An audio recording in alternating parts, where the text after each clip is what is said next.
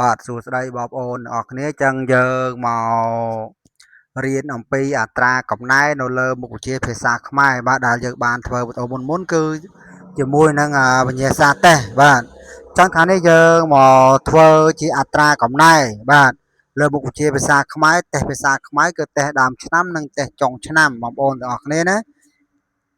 ចឹងខ្ញុំអានរៀងលឿនបន្តិចបាទណារៀងលឿនបន្តិចចឹងទី1គឺឲ្យយើងចុចជ្រើសអំណានពាក្យដែលត្រឹមត្រូវបាទចឹងយើងយកទី1គឺយើងយកពាក្យលេខ1គឺសុភមង្គលបងប្អូនពាក្យសុភមង្គលបាទទី2យើងយកពាក្យលទ្ធផលដែលជាចំណុចទី1ដែរបាទដល់ទី3គឺយើងរើសយកចំណុចទី1ដែរគឺពាក្យសហគមន៍បាទសហគមន៍ទី1ដែរសំណួរទី4យើងរើសយកពាក្យដំបូន្មានដែលជាចំណុចទី1ដូចគ្នាបាទទី5យើងយកពាក្យមិត្តភ័ក្តិដែលជាចំណុចទី1ទី6យើងយកពាក្យ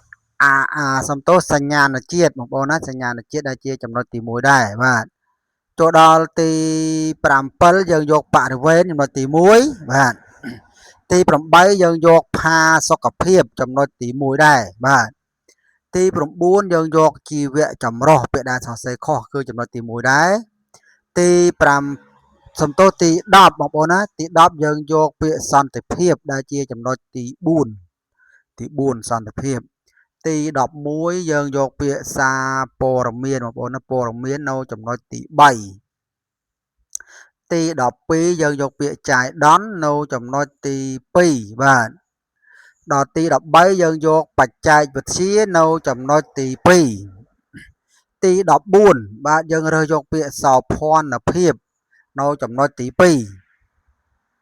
ទី15យើងយកចំណុចទី1ចាយឋាននិងមរណៈបាទចូលដល់ទី16យើងយកសុចរិតនិងស្មោះត្រង់នៅចំណុចទី1បាទទី17យើងយកប្រកាសនិងផ្សព្វផ្សាយនៅចំណុចទី1ទី18យើងយកផ្កានិងបុប្ផានៅចំណុចទី1បាទទី19យើងយកចំណាយនិងចំណូលនៅចំណុចទី1ទី20យើងយកថ្កើងថ្កាននិងដុនដាបនៅចំណុចទី1បាទទី21យើងយកថែរក្សានិងបំផ្លាញនៅចំណុចទី1ទី22យកបង្កើតនិងបំផ្លាញនៅចំណុចទី1ដែរចូលដល់ទី23យើងយកពាក្យសិទ្ធបងប្អូនណាពាក្យសិទ្ធនៅចំណុចទី1ទី24យើងយកទេសចរនៅចំណុចទី1ទី25យើងយកពាក្យបូនៅចំណុចទី1បាទទី26យើងយកសិប្បកម្មនៅចំណុចទី1ទី27យើងយកពាក្យទឹកដីនៅចំណុចទី1បាទទី28យើងយកចំណុចទី1ដែរគឺពួកគាត់មានសេចក្តីសុខរស់នៅឯស្រុកកំណើតបាទលេខ29យើងយកទី1ដែរពលរដ្ឋខ្មែរលេងល្បែងទាញព្រ័ត្រនៅរដូវចូលឆ្នាំបាទចូលដល់ទី30យើងយកចំណុចទី1ដែរជីដូនជីតាខ្ញុំរស់នៅឡើយបាទរស់នៅឡើយចំណុចទី1ទី31យើងយកចំណុចទី1ដែរជីតាចូលចិត្តគយកុនមើលផ្កានៅលើមេឃមើលផ្កាយនៅលើមេឃចំណុចទី1បាទទី32យើងយកទី1ដែរដើម្បីប្រទេសក្នុងតំបន់ជួយគ្នាទៅវិញទៅមកបាទទី33យើងយកទី1ដែរផ្ដល់ផលប្រយោជន៍ច្រើនដល់ជីវភាពរស់នៅទី34យើងយកទី1ដែរត្រូវពឹងអាស្រ័យលើពលរដ្ឋគ្រប់រូបបាទទី1ដែរចឹងយើងចូលដល់សំណួរទី35យើងយកចំណុចទី1ដែរគឺមានទំនាក់ទំនង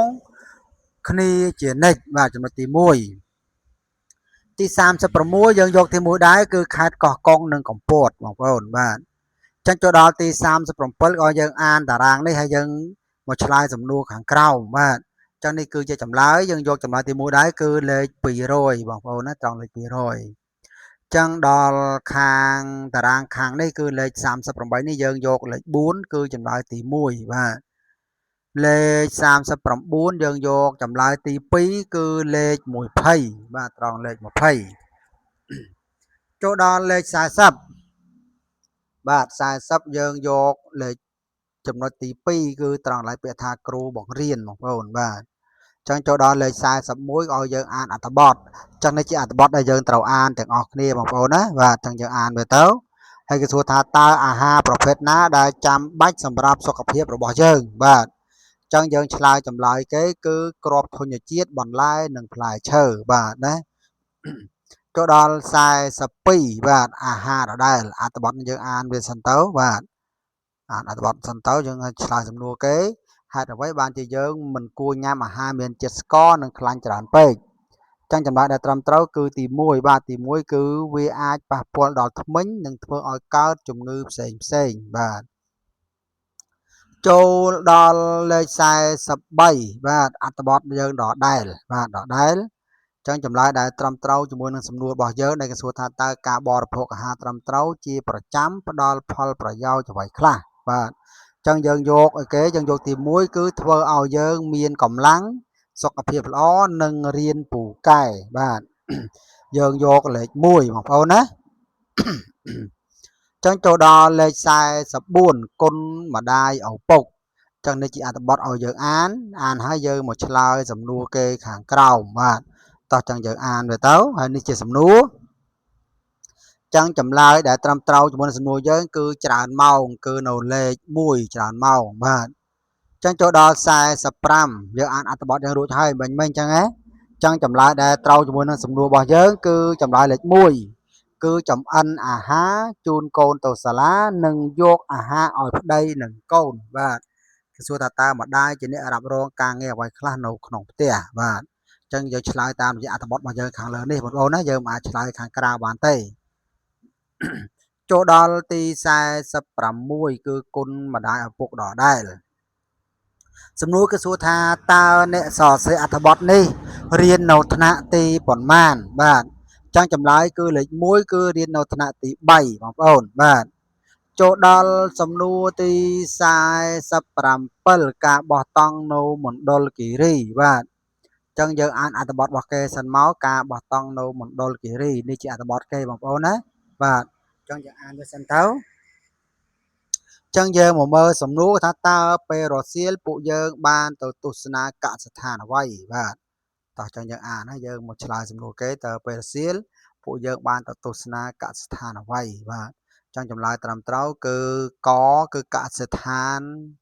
កាហ្វេដែលជាចម្លើយទី1បងប្អូនណាទី1កសិដ្ឋានកាហ្វេចូលដល់ទី48គឺការបោះតង់នឹងដដែលសំណួរគេសួរថាតើគ្រួសារខ្ញុំបានទៅបោះតង់នៅតំបន់ណានៅតំបន់ណាបងប្អូនណាចឹងចម្លើយដែលត្រឹមត្រូវគឺលេខ1គឺនៅតំបន់ភ្នំបាទតំបន់ភ្នំទី1យើងគ្រិះយកចំណុចទី1ដល់លេខ49យើងរើសយកលេខ1ដែរបាទលេខ1ដែរគឺបទពិសោធន៍ថ្មីនិងអនុស្សាវរីយ៍ល្អបាទលេខ1ដែរចឹងយើងមកមើលដល់លេខ50ដែលជាសំណួរចុងក្រោយគេនៅក្នុងវិញ្ញាសាតេស្តរបស់យើងគេសួរថាតើអាកាសធាតុនៅខេត្តមណ្ឌលគិរីមានលក្ខណៈបែបណាចឹងយើងរើសយកចម្លើយទី1គឺត្រជាក់បាទ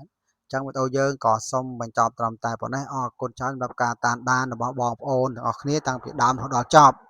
ហើយអរគុណច្រើនដែរដែលបងប្អូនទាំងអស់គ្នាតែងតែជួយគាំទ្រនិងជួយ